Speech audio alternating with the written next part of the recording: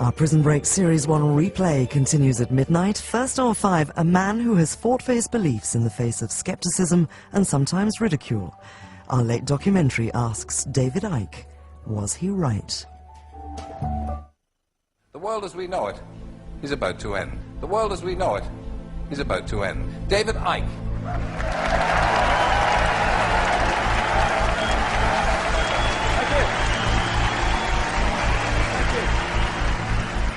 The greatest form of control is where you think you're free when you're being fundamentally manipulated and dictated to.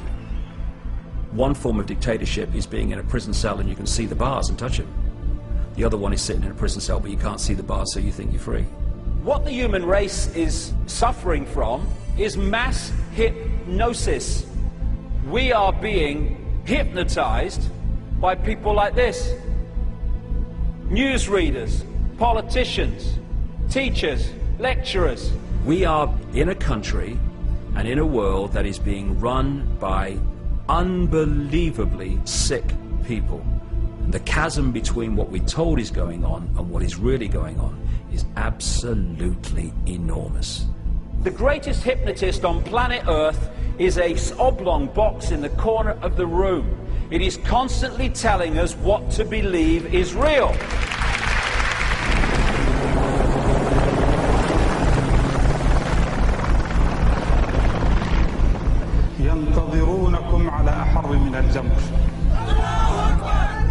If you can persuade people that what they see with their eyes is what there is to see, you're gone. Because they'll laugh in the face of an explanation that portrays the bigger picture of what's happening. And they have.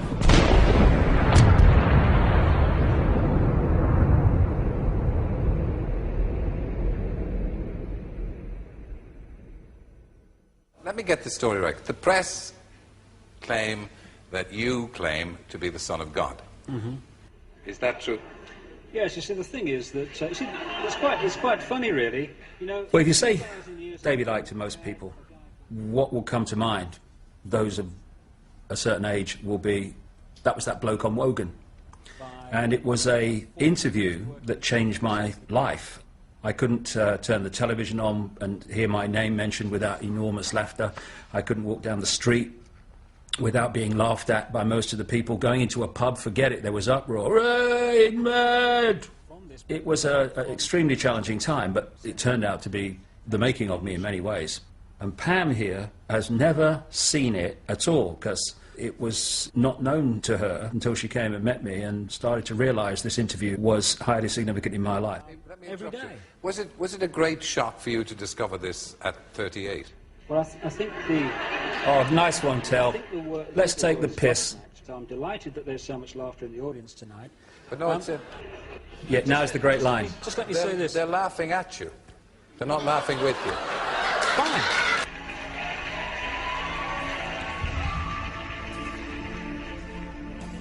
For me, watching that, I find it really painful to hear an audience laugh at anyone.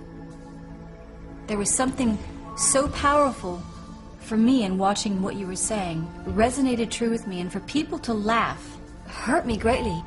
And these other energies have a frequency. I remember one day going out to fetch the washing in, and there was a camera outside filming you just getting the washing in off the line and bringing it in up to the house. And people shouting from the top of scaffolding, "Oi, nutter," "Oi, Jesus," or "Where's your Bible," or whatever. Your family's this, your dad's mad, blah, blah, blah. Whatever the headline was that day, you know. You'd walk around and you'd hear laughing and stuff like that, and it got to the point where you realised that it was because of you. You knew that, you know. I can remember Gareth coming home one day and saying, some boy had said, "Your dad's mad."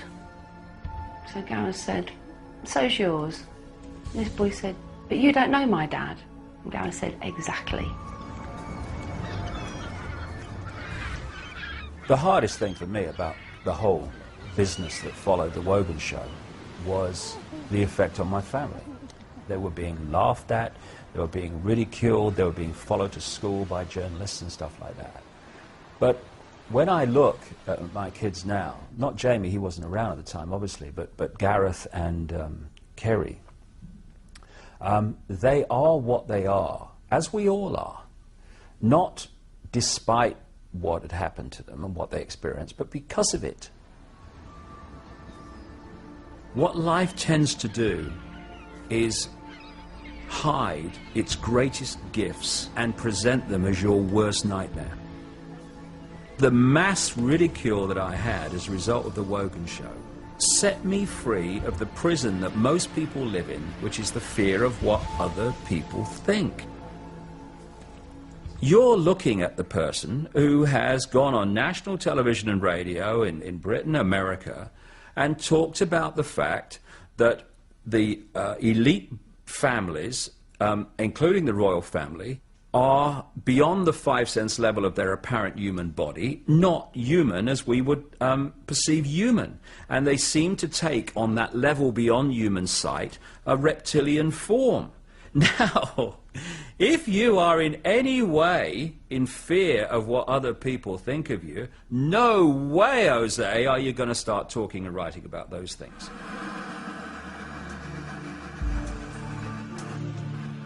Let me say this. They're laughing at you.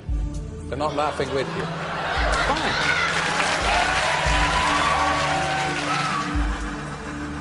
Laughing at you. They're not laughing with you. They're not laughing with you. Fine.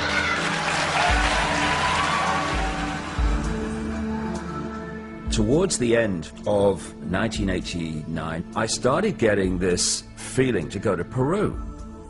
So purely on intuition, I got on a plane to Peru. I'm daydreaming, looking out the window. It's like a transit van thing with windows. Suddenly I saw this mound.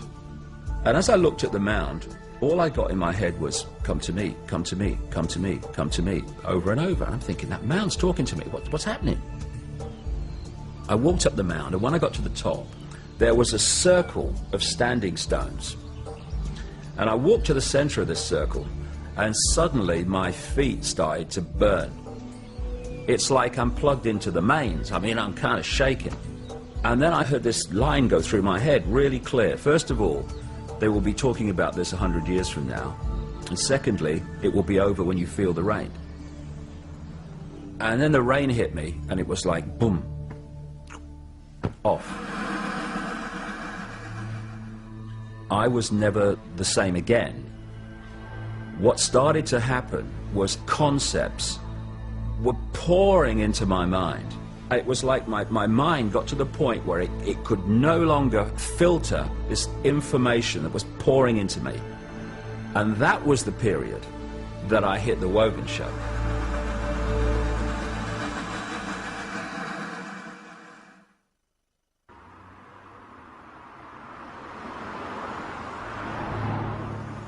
Happy birthday, darling. Thank you. First off, I'd like to give you your birthday card. I didn't fall in love with David Icke. I fell in love with a man. I was on a journey myself. My life took me to Jamaica in 1997, August, to a conference, and it was there that I heard David Icke speak about the 5 sense understanding of the manipulation. And I, like 1,000 other people at that conference, listened to that, and it absolutely, you could hear a pin drop during this 4-hour talk. It was only 3 months later when I met David again in Aruba in 1997. And the rest is history, really. When we held hands, I felt like I was flying. The right way up? Yes. What is it? St. Helens Station. Oh, only what? Ivan Berryman, fantastic artist on the Isle of Wight. That's the one. Brilliant. Good shape, Jamie. Hey, that's excellent, mate. Class. I was a real loner as a kid, and I always believed that things in life that I wanted to happen happened to other people. I used to play football in the playground at my primary school. We used to call it uppers and downers. I saw this thing on the door of the school one day. Anyone wants to try out for the school team, put your name down. Never thought about it. No way. So I was walking home one night, and this kid's running after me. Hey, Icke, teacher wants you to have a trial tomorrow. So I went home to my father. I said, I've got a trial for school team tomorrow. God, mate, it's happening to me. Nothing happens to me. And I got in the team. I played in goal, and I did all right. Got seen by an Arsenal scout. And in the end, I signed for Coventry City. Smack it. Get it. Ooh. Unlucky. Anyway, and then 6 months after I became a footballer at Coventry, my left knee swelled up for no apparent reason. And that was the end of my football career. But I still love the game, and it's just been a wonderful thing for me. Amid all the other stuff that's gone in with my life, one of the great backbone balancing parts of it, grounding parts of it has been coaching Jamie. And seeing a boy who knew nothing about goalkeeping at the age of 7 to become a really excellent, outstanding goalkeeper at the age of 13.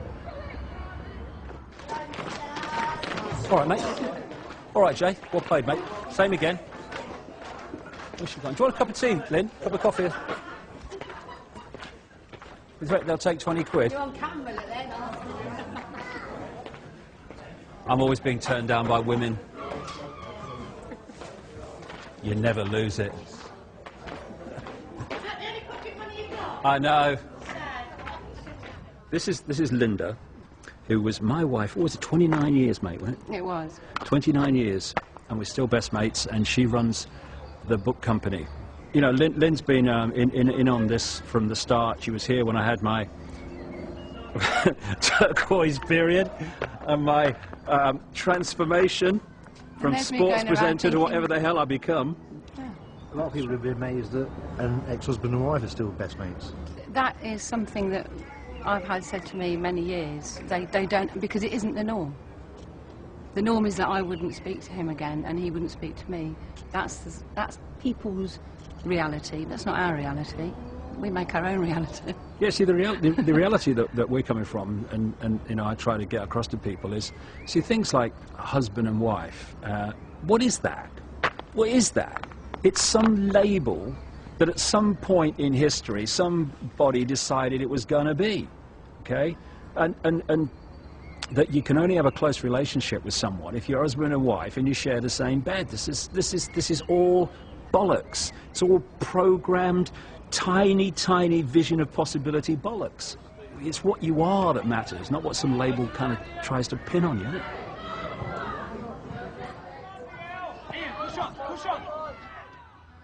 When you go through your life and you look back, if you have followed your intuitive feelings, you'll see that what appears to be individual experiences become like a road that's leading you into a certain direction.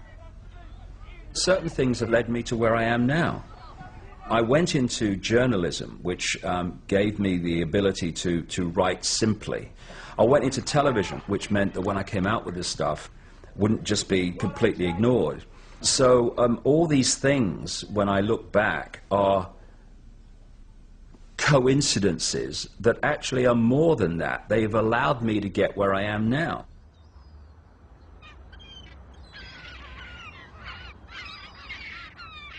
Well, on my shelf I've got the books that I've written so far, and it's kind of funny when I look through them and have a look again, I'm always amazed that I ever produced them. But it all began with Truth Vibrations, and that was the one that caused all the furore on the Wogan show and all that time.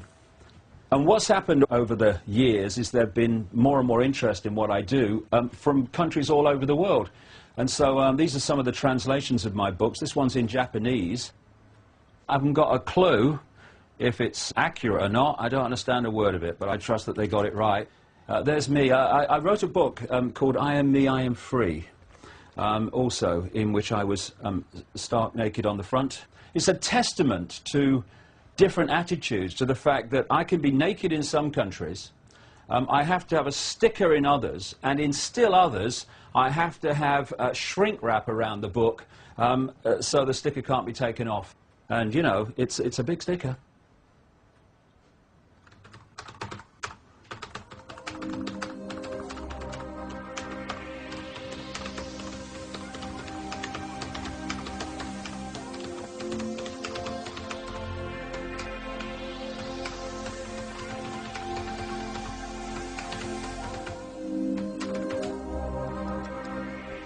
one of the main reasons that people are now looking at my books and what I'm saying in a vastly greater number than ever before is because so many of the things that I've written about over the years are now happening.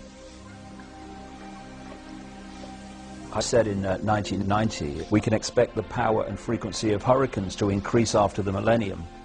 A psychic message said there would be a severe hurricane around the Gulf of Mexico and New Orleans.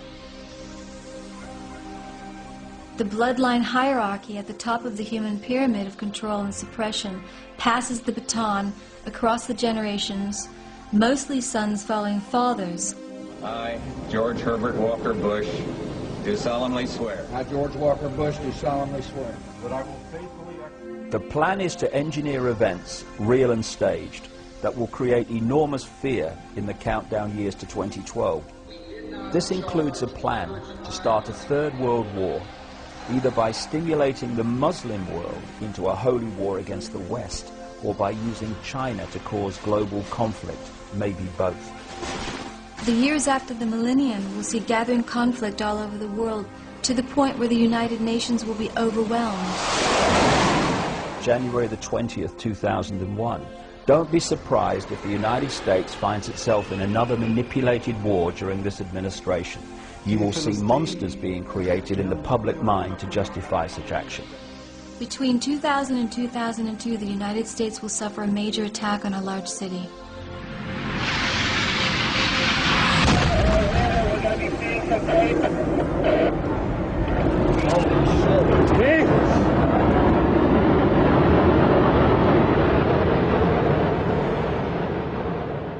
People have perceived me as claiming to be some kind of prophet.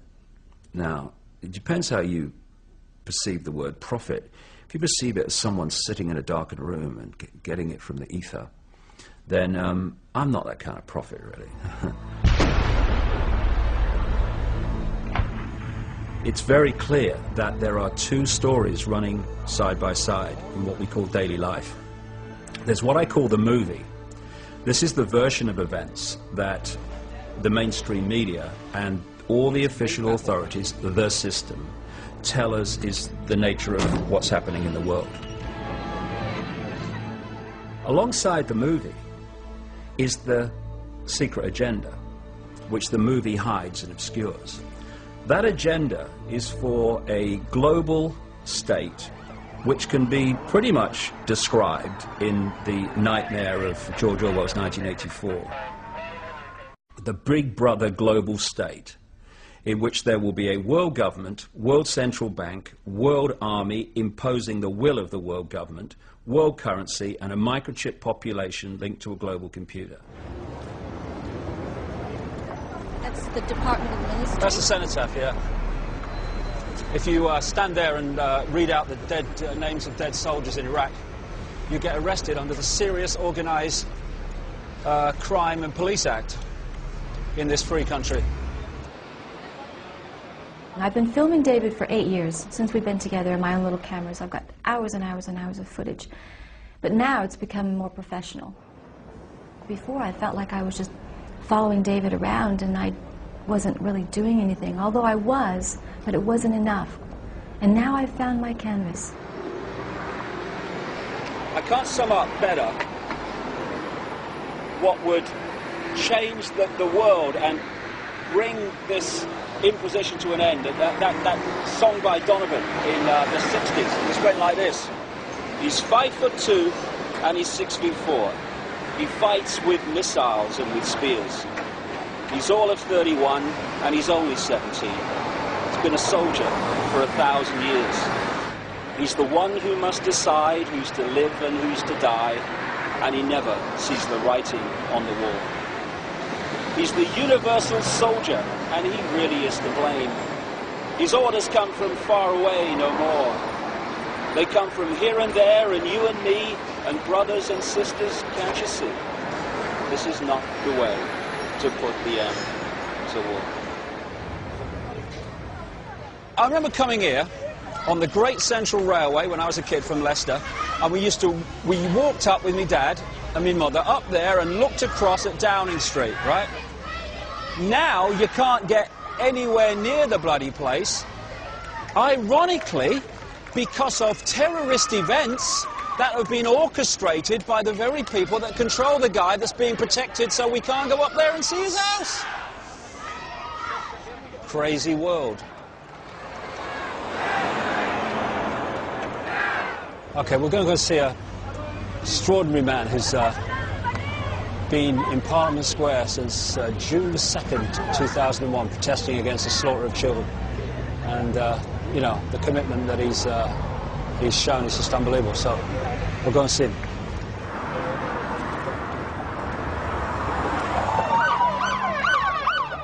I brought that book at last, mate. How you doing? There you go. I signed it for you.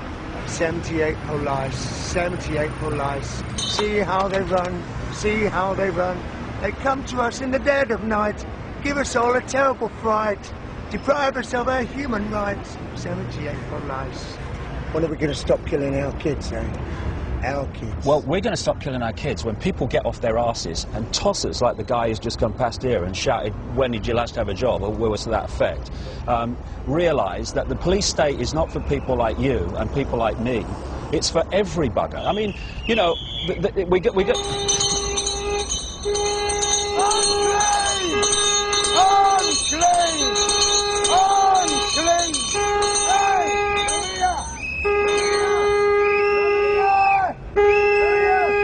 Stop a minute! Unclean! Lepers of the world! USA! UK! Unclean! Why are you asking me if I have permission to film in a public place that my taxation pays for? David, it's all right. No, hold a second. Do you know something? There was a time when I thought I lived in a free country.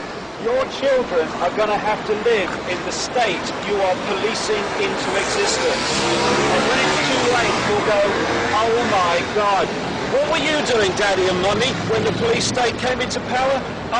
I was enforcing it, darling. Ask you to calm down, please. We've come over here. We're doing our job. Please, don't tell me what to do. You're not here to film us, are you? You're here to do whatever you're doing. Yeah, that one. If it's covered with CCTV cameras, what's the problem? Everyone's being watched, then, eh? I don't get... I'm not going to speak to you. No, I'm not going to speak to you because obviously you've got a bee in your bonnet about it, so I'll just leave it at that. I'm not going to get into it. It's a simple question. No, it's not an argument. It's a simple question. If CCTV cameras are everywhere, filming everyone here, what's the point of you coming down and saying what you're doing? You can see us, can't you? There's no answer in it. I've said what I was. Got no answer in it. Maybe it's me. Maybe it's me. But that presses my button. It really does. Because, you know, this is supposed to be a free country, supposedly, and you come, you get a camera out in an open public space, which our taxation has paid for, and they come up and start, what are you doing, what are you doing? If that was in Nazi Germany or China, it would be on the news, and the people in there will be going, see, that's confirmation, police state, human rights, no human rights in China. And all these other places. No human rights in Nazi Germany, and then they do the same, but because it's on the cover of freedom and democracy, it's all different. It's exactly the bloody same.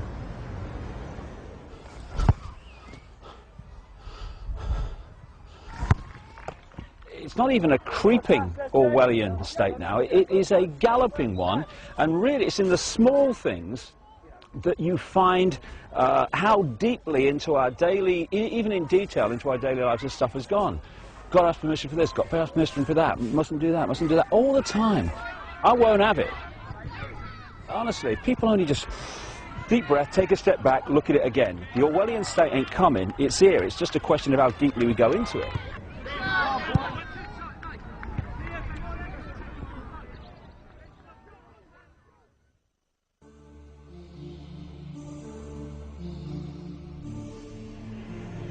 I can't speak too loudly. Because this is a very species that doesn't like people making too much noise. This is known as the Nessus-spotted repeater. This is a very common sight where truth is being annihilated. Have you ever heard that phrase, everyone knows that, mate? Well, why does everyone know that? Well, it's because this system is controlled by what I call repeaters. They're people in the situations of power and influence who just repeat what someone else tells them. A doctor is repeating what they were told at medical school and what the drug companies tell them. You've got teachers who repeat what they learned in their exams and what they learned at teacher training college, and they repeat that to the next generation. And the great repeaters are what pass for journalists. This is that area outside Parliament where they stand there doing their pieces to camera, telling people what's going on. Here we have the crews waiting for the journalists to come across from Westminster and stand there and tell them what's happening in the world. The fact is, they don't know what's happening. They know nothing. So this is what they should be saying if they were telling the truth. Now over to Westminster for the latest news from David Icke. Thank you, you. Well, I've got to be honest, mate, I haven't got a clue what's going on. I tell you what my job is, right? I wear a dark suit, not normally, but, you know, I'm playing here. And I'm come over from there, and I tell you what they've told me is going on. And I deliver it as if I know what's going on, and it's really true. I haven't got a clue if it's true. But they tell me, and they wouldn't lie, would they? I mean, would Tony Blair lie about what's really happening? Would George Bush, please? I'm a journalist, trust me. And so, what we call news, what you get paid a lot of money for reading Autocue about, is merely propaganda that they have told me and I tell you. David Icke, BBC, ITN, CNN, CBS, Sky News, Westminster.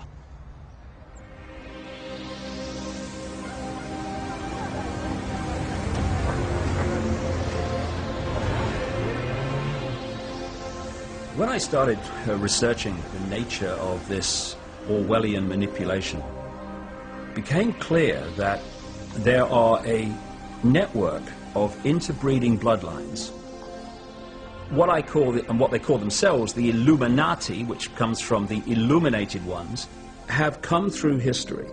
And as people began to reject overt, in-your-face dictatorship, they became the people who ran the system. You can look at the Bush family, and they are absolutely Illuminati. As presidents of the United States go, Father George Bush, I mean not the idiot son, but Father George Bush is higher in the Illuminati than most of them. The British royal family are one of the Illuminati bloodlines. It's all about genetics to these people. They're like horse breeders. Diana basically called herself the Windsor's brood mare. She was brought into the web merely to be the vehicle to give birth to William. You look at Charles and you look at William, and there's very much a resemblance. But when you look at Harry,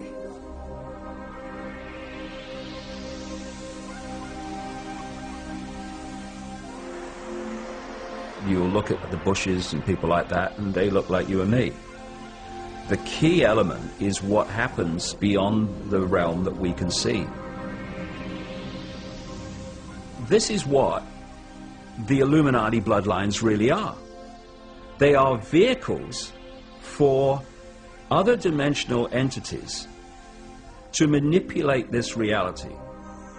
These entities, many of which take a reptilian outer form, are manipulating this world through these Illuminati bloodlines.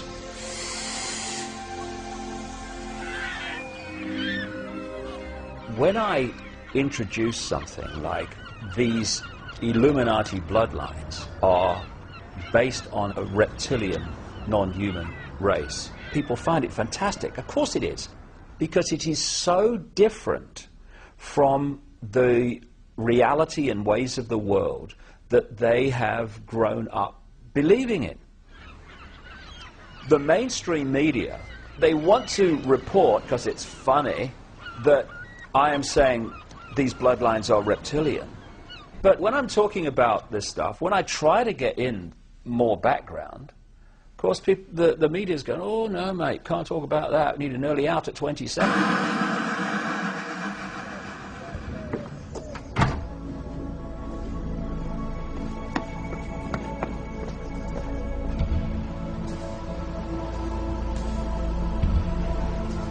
First time I made this journey was on a paddle steamer. I fell in love with the Isle of Wight when I was such a small kid. I remember at infant school, I used to play Isle of Wight ferries in the paddling pools. I was that far back, and I always wanted to live here, and I made it in 1982.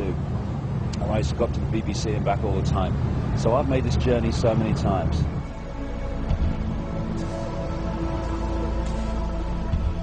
Because of the way that public perception of me has changed, I'm now getting the opportunity to really get information out into the public domain that's going to get a sympathetic hearing. I decided months ago, just intuitively, instinctively, that I wanted to talk in London. And we booked the Brixton Academy, not knowing what the interest would be. And the response was just incredible. The way it's going to be a sellout audience of in excess of 2,000 people. Nice to meet you. Where you come from? Sheffield. Sheffield. Crap, you're looking for all over the place. Okay, I'll see you later. What I want Brixton to show to people is that if you are saying there's something not right in the world, and you have feelings that there is some kind of conspiracy going on here, and I don't like what's happening, well, look at the attendance of Brixton and know that you are not alone. Folks, tickets in your hands, please. Thank you very much. Keep going, sir. Thank you. May I ask you a question? Certainly. Why are you here? Why am I here? To try and get 1 or 2 answers. Such a complex thing. I feel that mankind is doomed, basically. So somebody ought to wake everyone up, and I think this is where David Icke is coming in. I think he's doing a fantastic job, and I mean that sincerely. Thank you so much. Enjoy the show. I intend to. Thank you. There's nothing that beats the interaction between people who are on the same wavelength. And when we came here, what, 2 years ago? No, it was last year. Was it last year? Was it really? Crikey, time flies. We kind of filled the bottom section and just 1 or 2 seats at the top, and it looks like it's going to be a sellout this time. This is the guy, what, 16 years ago, who, if I spoke to one man and a dog and put your own seats out and walked around the towns putting posters out and around the local shops. And the idea something like this would happen, it was just a joke, wasn't it? I mean, you know, I kind of felt instinctively it was going to come. It's what kept me going. But at the time, it was like, you know, dreamland. Well, like you say, it's a big awakening when people are out there. A number of people that phone our office and say, we live in a fascist state. You know, what is this? What can we do about it? Well, maybe after 6 or 7 hours, we'll all know. Well, I was reading his books, as I always do, and now I can't believe I've actually seen him face to face. But I take it all very seriously, and only a fool wouldn't. He's a great man. It's like a pilgrimage, yeah? See, everything he said 10 years ago, and that I thought, that's impossible, it's all come true. Well, he's got me convinced, and there's no turning back.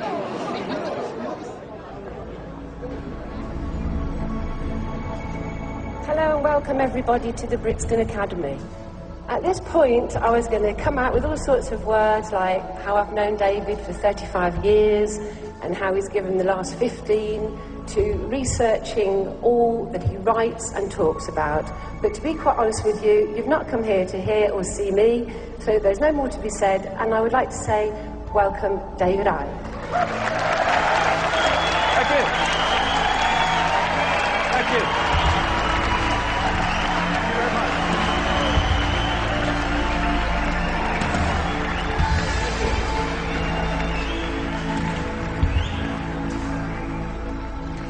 This was George Bush.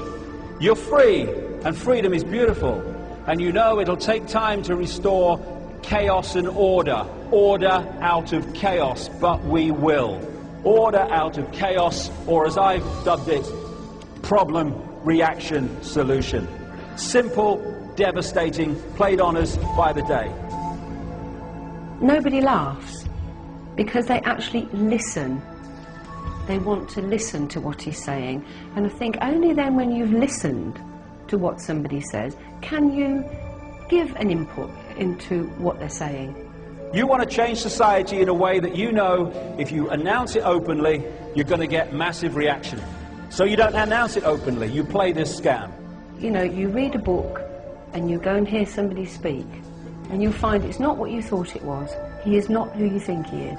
Stage one, you create a problem. Could be a terrorist event, could be a war, it could be a run on a currency, could be a bird flu. He's never said, you must believe what I say. I think he'll go out there and say, I'm not telling you to believe what I'm telling you now. I am passing on information that I have uncovered and gleaned over 15 years of research. Make of it what you will.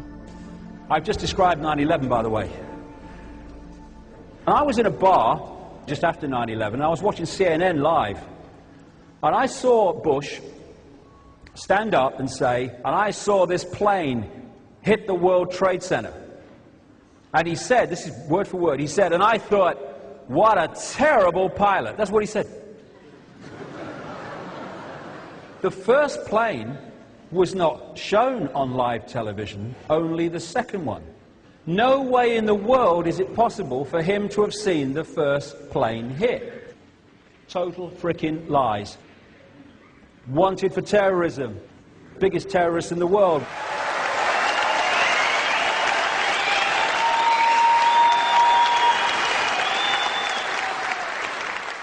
I've had the hands-on healing, and I've had the acupuncture, and I've still got verbal sodding diarrhea. I can't shift it. I just keep talking. But if we come back in 1 hour, and then we'll go into the last part, which is the most important. Thank you very much. Thank you very much.